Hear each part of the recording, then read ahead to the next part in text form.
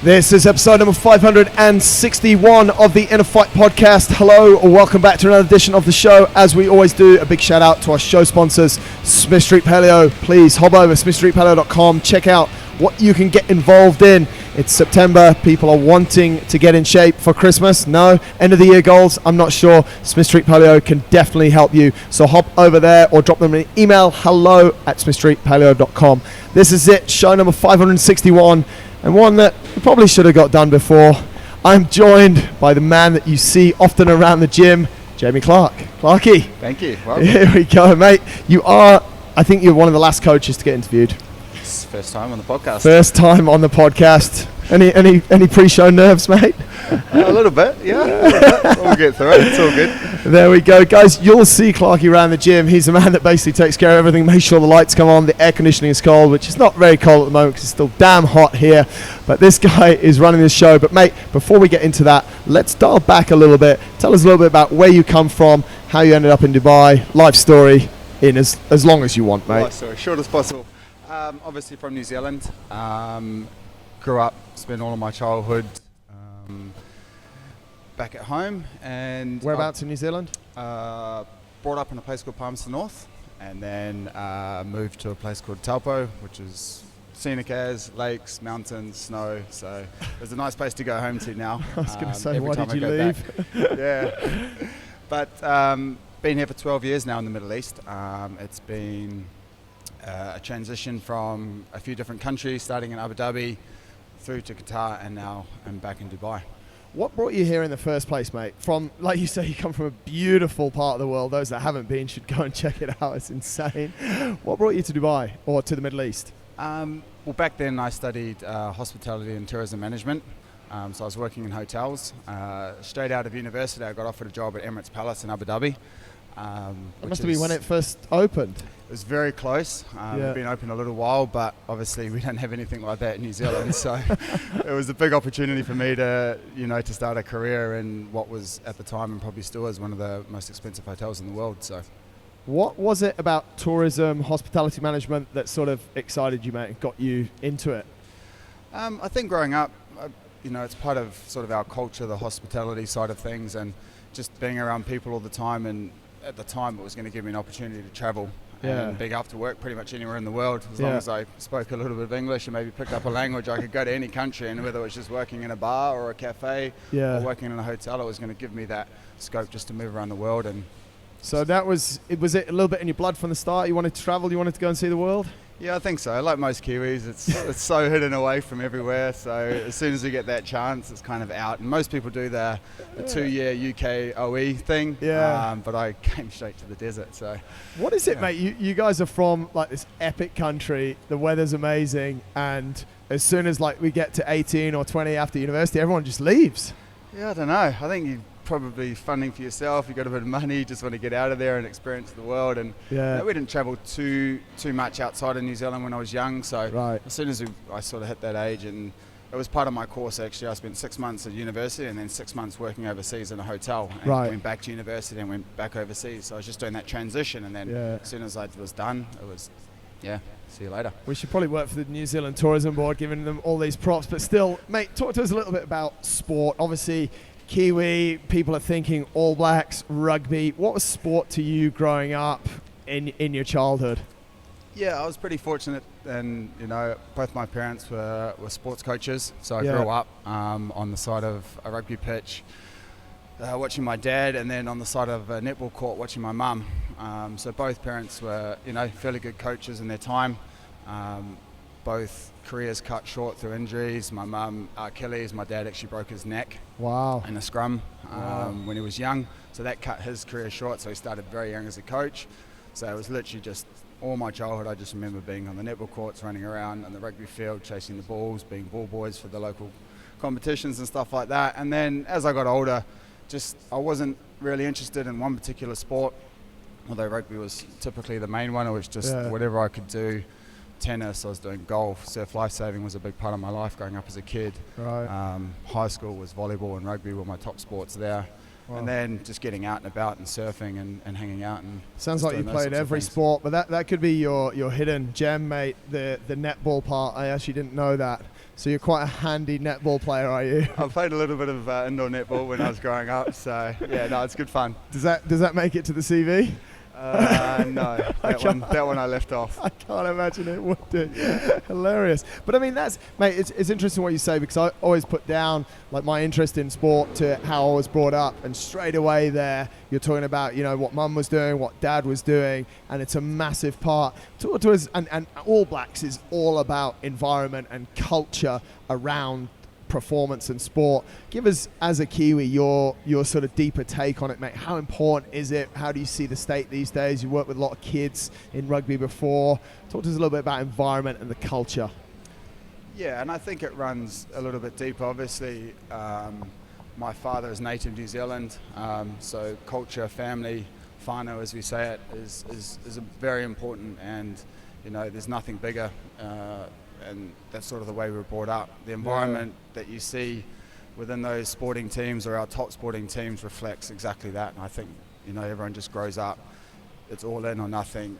You're there to support each other. It doesn't matter what situation is. The door's always open. People come and go, and yeah, you just look after each other. And I think that's really important. Yeah, I think. I mean, and that's what we see, mate. Within. I know I keep referring back to it, but it is your biggest asset, and it's an asset that I know you're all proud of. Like the All Blacks. Like, you know, you read James, whatever his name is, that book Legacy, 7 Habits of whatever, basically, as it comes down to, doesn't it? Yeah, we're going to finish the show on that.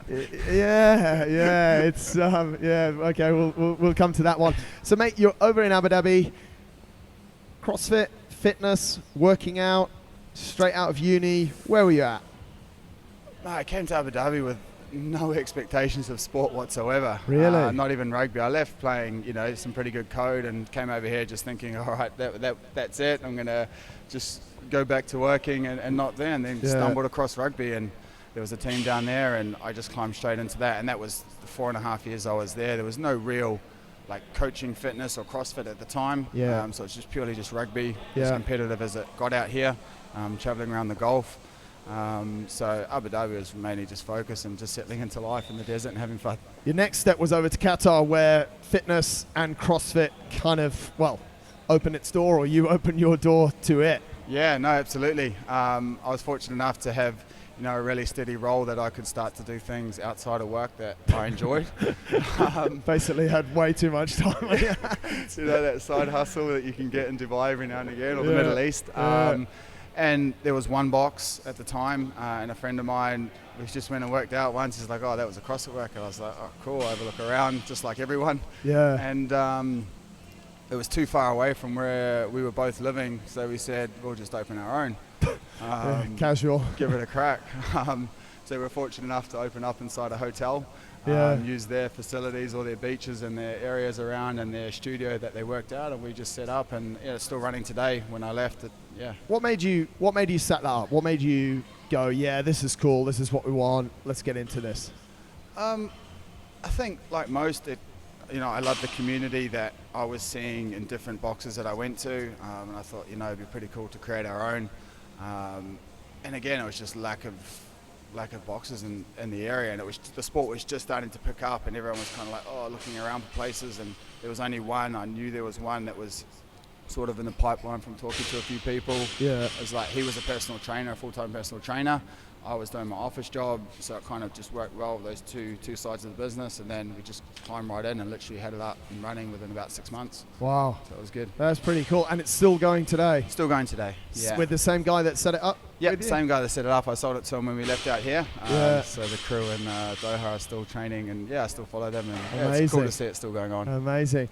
Mate, something brought you back to this side of the water, to the UAE. Talk us through that. Yeah, I guess Qatar was sort of, you know, we'd done 4.5 years over there as well with me and my wife, and you know, we were looking around for other opportunities, and came back here with her having a role and me staying over there for a little bit to try and find something, and then I just had to make that move. And when I got here, we didn't really talk. I just said I was going to try and give this a crack and see how the coaching side of things went. And here we are today. What was it, mate? Obviously, you're well educated, hospitality industry, and with that, I think correct me if I'm wrong, but must come a lot of security. You said it earlier, you can work anywhere in the world. You know, it's a huge industry, hospitality. It's massive over here. You can be anywhere. What made you sort of want to go, actually, I might just hop out into something that doesn't maybe have so much security?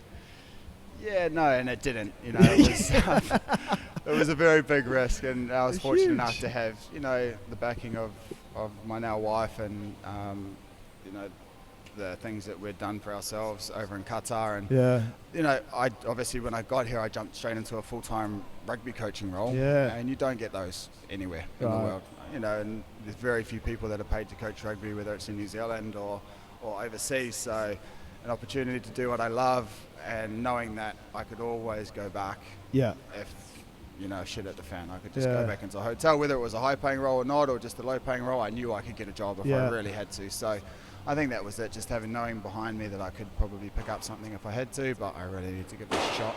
Would you say that sport, rugby, CrossFit, fitness was your passion, but you wanted to make it your career? Yeah, absolutely.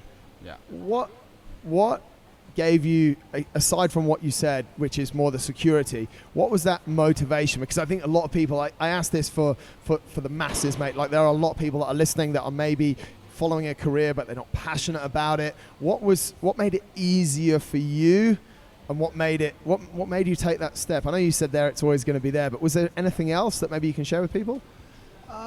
Look, I think I didn't just arrive in Dubai and start coaching. You know, I'd been around the region for a while. I started planting some seeds. I'm pretty good at keeping in touch with, you know, people that I know that I want to keep in touch with, and that we can do things in the future. So I had those connections, and you know, I planned it well enough, and I said to myself, you know, the whole office sitting down thing wasn't really working, and nor was it healthy either. So it allowed me to do both, to, you know, come back to being fit and healthy, and enjoy and sort of create my own schedule. And I think it is interesting, mate, because in the health industry, that's a massive draw card as well. Like people wanting to live a healthier life, and although it's not all just working out the whole day, and not at all. People find that out pretty quickly, but that's a big draw card. But it's just interesting to talk over like different things that pull people in those different directions, right? Yeah, absolutely. And I think I was probably just, you know, delaying fate. You know, both my parents being sports coaches, and my mum's a PE teacher, and they're still heavily involved in all those aspects, and I probably should have just gone straight into sport, but you know, I probably wouldn't have been here. So, you know, the journey's what it was, and I still enjoy the hospitality side of things, and I think it's really relative to what we're doing now in terms of dealing with people. I'm just looking after them in a different way that I was looking after them when they were staying with me in the hotel. So, you know, it has its crossovers, and you know, as long as I'm dealing and on the floor with, you know, different people, and, you know, just meeting people all the time, that's where the motivation comes from. It's interesting what you said, mate. We're just dealing with people, and going through my mind, like, in hotels we're just feeding them, giving them drinks, and then letting them sleep, whereas here we're just doing like the absolute opposite. Not that that's a bad thing. People are there to relax and enjoy their lives. Mate, we came into contact obviously through a little bit of rugby, and then I actually still remember the first day you came in. I think it was on a Saturday. There was some red zone training came in, and someone, Lloyd, actually said, like, go and have a chat, and we had a chat, and then we've had an interesting, because you sort of you train with us, you did a little bit of internship with us, a little bit of coaching. Talk to us about, in any way that you want, it's not a test either, like the sort of, you know, how you've come into InnerFight and how you see things, and maybe tell people a little bit about the role that you're doing now. Yeah, no, for sure. Look, it's obviously you've been around for a while, and when we were looking around, when I was looking to set up, I obviously knew who you were and knew what you'd done, and I started looking at the business from over, you know, the other side of the border, and thinking, you know, this guy knows what he's doing, and everything around his brand and everything. So, I mean, if you look at the Live Life brand and stuff like that, it's very clean, and I was already emotionally attached to the brand. So when I came over here, like I said to you guys a couple of weeks ago, I had to justify going around and seeing a few boxes and seeing what the crack was, but I knew automatically where I was going to end up, just because, you know, the environment you've created in the community, and obviously jumped straight into training and absolutely loved it. And then, you know, the opportunity came up for the internship, and I just jumped on that as soon as I saw it, which is a great program to really give me an insight to whether or not I wanted to be a part of, you know, the company. And then from there, it just it happened pretty quickly. I was on the floor doing some fundamentals and, you know, introducing the new people to the business, which is probably the most important part. So you entrusted me in that. So I thought, okay, cool, this guy, he must, you know, I think I'm all right at this stage. And then, you know, here we are today, and, you know, helping you, you know, run this business and this gym is, it's pretty awesome. Yeah, it's mate. It's a lot of good fun. I think obviously it works well for us because we've got a similar background, and as we sort of go into the finish, I want to come back to where we started and what you were saying there about James Kerr's book, mate. Talk to us a little bit about the qualities that you see sort of bring success in an environment that we're working in, and what you try and bring, not just to the InnerFight table, but to you personally as well, mate. You live your life in a certain way by a number of values, as did the All Blacks. Folks, you have to read the book. I've spoken about it a million times. James Kerr, Legacy. How many rules are there? Is there 7? 7, yeah. I think is there? 7, yeah. I didn't. Yeah, I think it's. Plenty other good takeaways as well. Talk to us about it, mate, and those values that you sort of have. Yeah. Look, for me, I just try to be, you know, a down-to-earth good person. I think if you're in this type of environment and you walk around with a big chest and a big head, it's not really gonna, you know, it'll take you somewhere, but it's not really gonna take you too far. And you know, being, I guess, I'm a little bit different to other coaches where I've never really aspired to be that competitive CrossFit person. However, I can relate to lots of different people because I've sort of lived their life, and I'm never going to be a CrossFit athlete. And you know, no disrespect to half the members here, they're probably not going to be either. So I can be on that level with them and just sort of that sort of thing. Other than that, mate, I just, you know, I go about my role and try and, you know, bring a positive vibe to everything. And, you know, family, doesn't matter whether you're blood related or not. I consider most people, you know, as long as, you know, everyone gets that initial respect, and after that, you're in the circle and away we go. Sounds good, mate. Don't normally ask this in these shorter shows. I ask it normally at the end of a long show, but I want to ask it because I think a lot of people will respect your opinion on this. Best piece of advice that you have learned along the way that you would want to share with people, that you would want people to, that are hearing you for the first time on the show, that would want people to know you by, what would that bit of advice be? Yeah, and I think it goes back to the legacy, and you could probably say exactly which sort of quote I'm going to say out of those 7, and all the rugby teams and all the communities I've been involved with, you know, and it's, you know, maybe because it's just rugby or it's been sport related, is to just don't be a dickhead. And that's it, and that you can take that whichever way you want. You know, whether you just be a good person, you know, the way you act and the way you present yourself to others. You know, it's been a big part of my life, and it's, you know, it's one of the fundamentals of probably the most successful sporting team on the planet. Yeah, exactly. Awesome, mate. There we go. That, folks, is Jamie. You'll see him around here at the gym. Thanks a lot, mate. We appreciate everything that you do. Hopefully now that anyone who doesn't come to the gym now knows you. We've rounded out all the coaches on the show. So, mate, appreciate it. And don't be a dickhead. Cheers.